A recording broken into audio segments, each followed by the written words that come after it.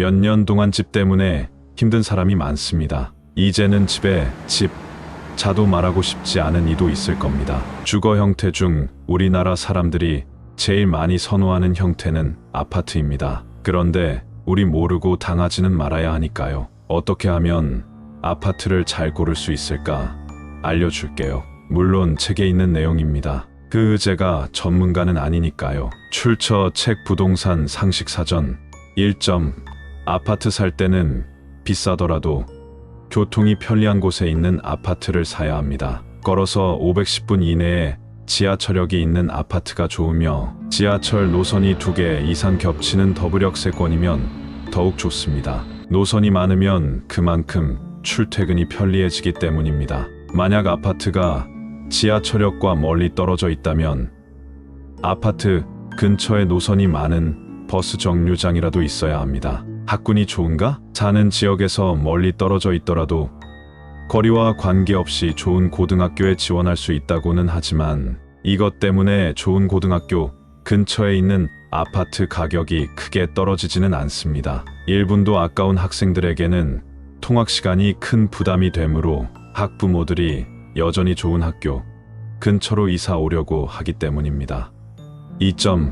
강이 산 근처인가? 가장 좋은 아파트는 강이 보이는 아파트입니다. 만약에 강이 보이면 시야가 탁 트여 조망이 좋고 산이 근처에 있으면 미세먼지가 심한 요즘 공기가 쾌적해서 좋습니다. 강 주변 아파트는 요즘도 인기가 높고 가격도 비싸죠. 그러나 앞서 언급했듯이 미세먼지 문제로 숲세권 아파트의 인기도 점점 높아지고 있습니다. 강변에 비해 가격도 저렴합니다.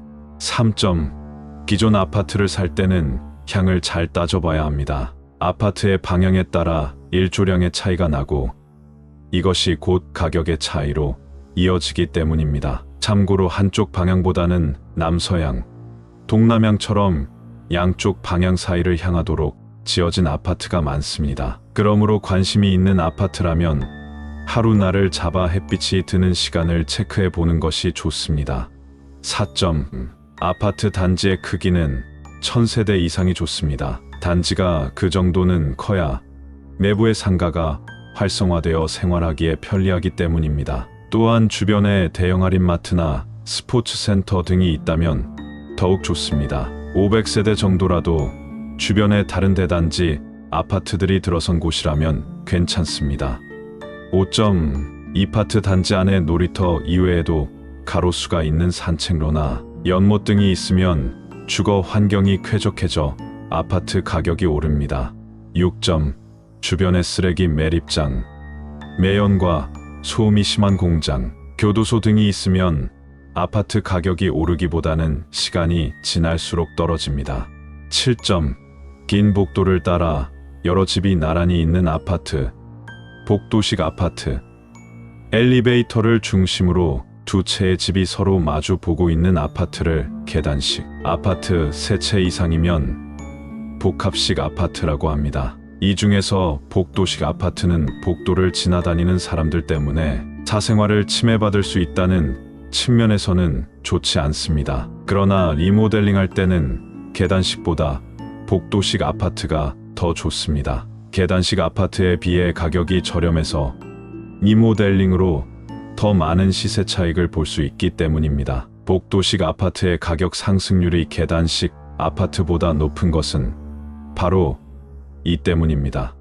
8점. 거실이 넓은가? 요즘은 거실에서 주로 생활하고 방에서는 단순히 잠만 잡니다. 그러므로 기존 아파트를 살 때는 거실이 넓은 아파트를 사는 것이 좋습니다. 9점.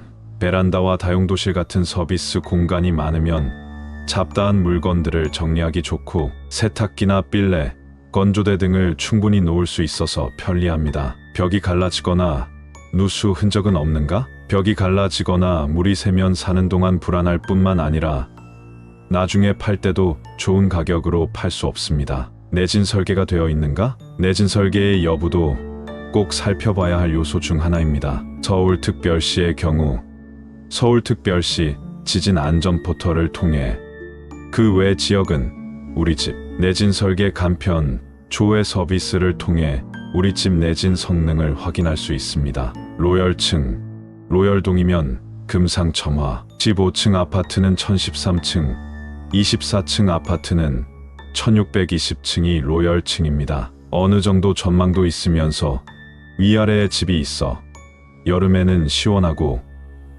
겨울에는 따뜻하기 때문입니다. 동은 남향이면서 전망이 좋고 시끄럽지 않은 동을 로열동이라고 합니다. 24층 이사 30층에 이르는 초고층 아파트를 1520층의 중간층이 로열층이 될 수 있습니다. 고층은 엘리베이터를 오래 기다려야 하고 엘리베이터가 고장 나면 걸어서 올라가기 힘들며 소방차의 고가 사다리가 1520층까지밖에 닿지 못하기 때문입니다. 그러므로 다른 건물에 방해 없이 경치를 볼 수 있고 햇빛도 잘 들어온다면 중층도 무난하다고 할 수 있습니다. 사실 한번 내용을 읽었을 때는 고개를 끄덕이고 다 아는 것 같은데 다시 정리하면서 보니까 기억이 가물가물한 내용들도 있네요. 필요할 때마다 다시 펼쳐봐야 할 것 같네요. 내 인생의 가장 비싼 물건집을 사는데 아무 공부도 없이 샀다가는 10년, 20년 두고두고 그걸 먼저 사자고 했던 사람을 원망할 수 있으니까 꼭 중요한 결정을 하기 전에는